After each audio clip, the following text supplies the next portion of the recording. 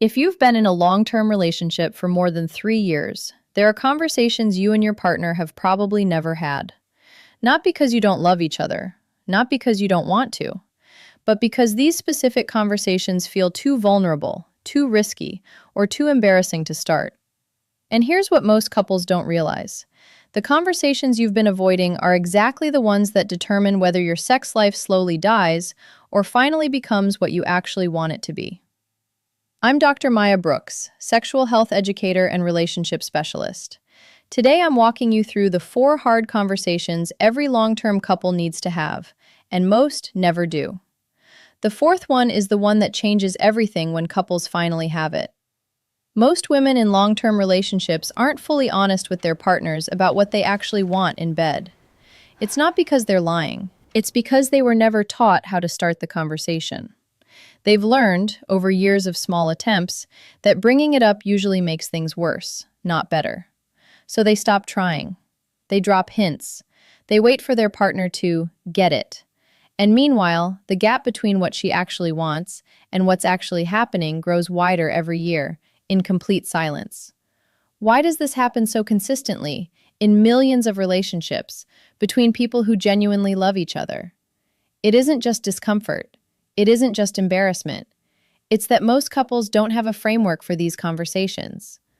Couples who talk about intimacy monthly report much higher satisfaction than those who only talk when things go wrong. This is what most couples never learn. Talking about sex isn't something you do during sex or right after sex.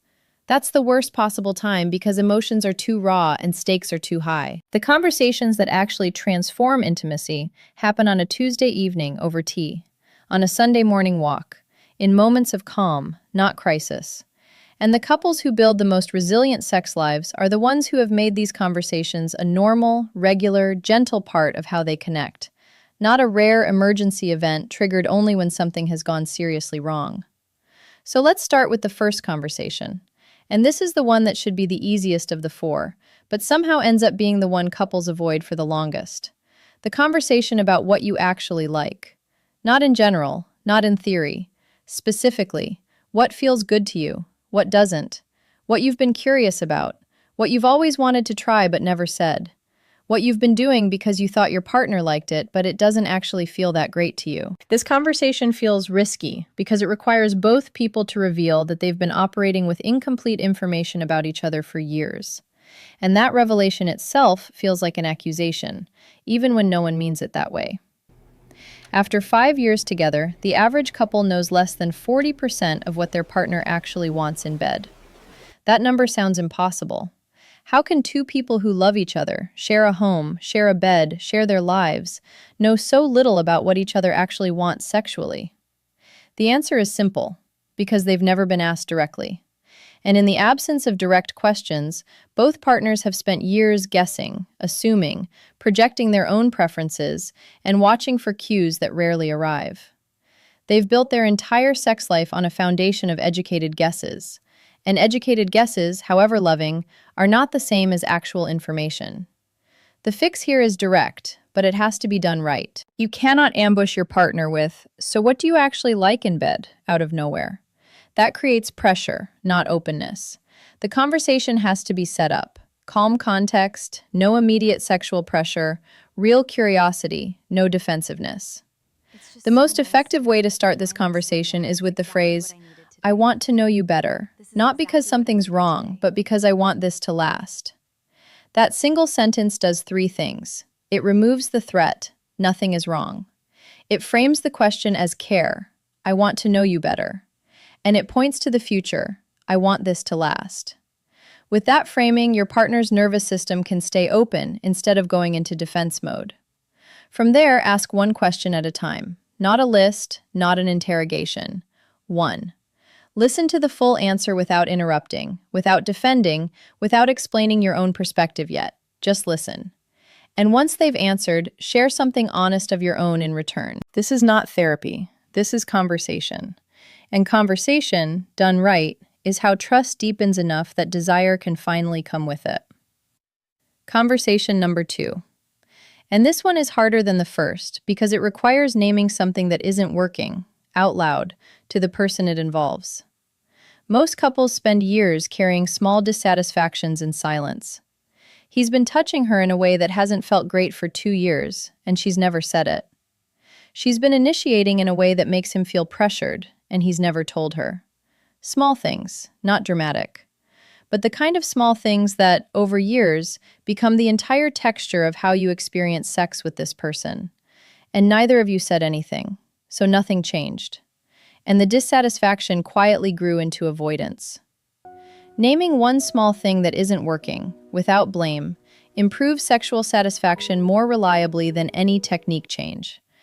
That's a remarkable finding, and it tells you something important about what actually changes long-term sex lives. It's not new techniques, it's not more frequency, it's honesty about what's already happening. The reason this conversation is so hard is that we've all been culturally taught that bringing something up in bed is criticism. That if you tell your partner something doesn't feel great, you're rejecting them as a person. So we stay silent to protect them. But silence doesn't protect anyone. It just guarantees the same thing keeps happening, and resentment slowly builds underneath. The way to have this conversation is to focus on what would feel better, not what is currently failing. There's a massive difference between "I don't like when you do that" and "I'd love it if we tried this instead." Use the formula. What's been on my mind is, and I think it would feel really good if we tried. That sentence structure does the work for you. It names something honestly, without making it an accusation. It offers a direction forward, instead of leaving your partner stuck on a problem. And it invites collaboration, instead of demanding change. When you frame feedback as forward-looking, as a suggestion of what could feel even better, most partners receive it as care, not criticism. The energy of the conversation shifts from "you've been doing it wrong" to "let's try something new together." That shift is the difference between a conversation that brings you closer and one that drives you apart. Most couples have never been taught the difference. Now you know it. Conversation number 3. And this is the one almost no one realizes they need to have, until they've gone years without having it, and the silence has slowly created distance neither of them can name. The conversation about what's changed. Because here's what every long-term couple eventually discovers, but rarely talks about. Who you are sexually at year 5 is not who you were at year 1. Your body has changed. Your desires have changed. What feels good has changed. What you're curious about has changed. What you don't want anymore has changed. And if you don't update your partner on those changes, regularly, gently, honestly, they're still relating to a version of you that doesn't fully exist anymore. Female sexuality changes more between ages 30 and 40 than between any other decade of life. This is huge, and most couples have no language for it. After 30, hormones shift. Energy patterns change.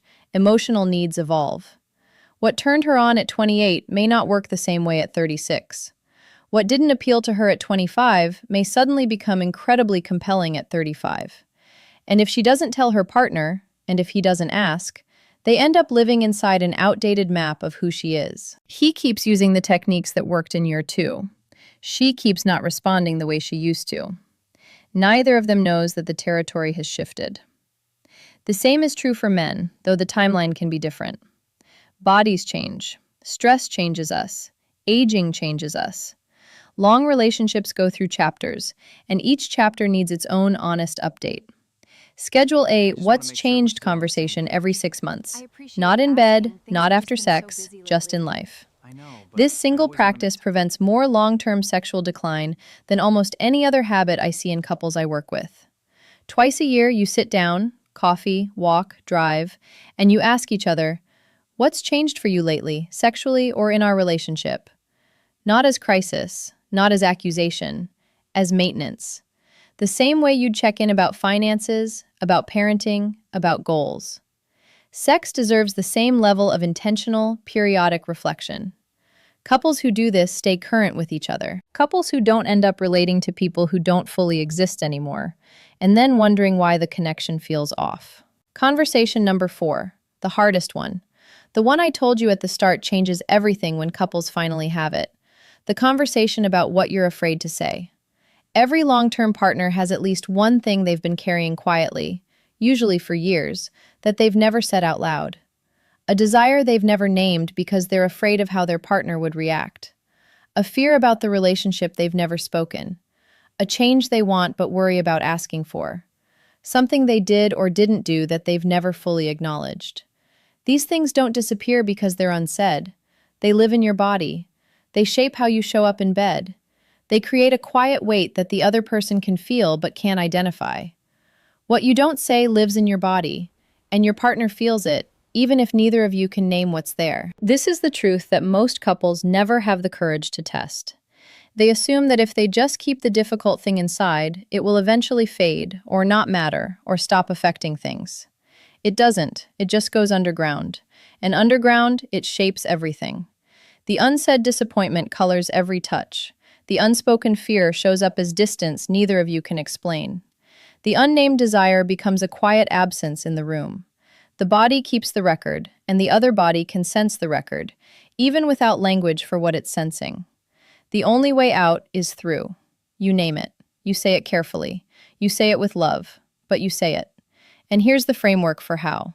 Start with, there's something I've been carrying, and I want to tell you, not because I want to fix it right now, but because I want you to know. That sentence does something powerful. It separates telling from fixing. Most people don't bring up hard things because they assume the conversation has to lead to immediate resolution. And they don't have the resolution, or they're not sure their partner can handle it, or they're afraid the resolution will hurt, so they say nothing. But you don't have to resolve everything when you name it. You just have to share it. The relief of having something finally heard is, by itself, transformative. And the partner who receives it has time to process, ask questions, and respond, instead of being trapped in a moment of demanded reaction. Couples who learn to share hard things this way, gradually and gently, build the deepest version of intimacy any long-term relationship can achieve. Here's what to do with everything in this video. You don't need to have all 4 conversations this week. You don't even need to have them this month. Pick one. The one that you knew, the moment I described it, that you've been avoiding. That's the one. Find a calm Tuesday evening. Make tea. Sit across from each other without phones. And say the first sentence. Just the first sentence. The rest will follow. Because the couples who have these conversations aren't braver than you. They aren't more emotionally evolved. They just started. And starting is the only thing that ever matters. If this video gave you the language for a conversation you've been needing to have, share it with your partner. Not as a demand, as an invitation. Subscribe for more honest, evidence-based conversations about intimacy and what it actually takes to build a relationship that thrives across decades. The conversation you've been avoiding might be the one that saves everything. You just have to start it.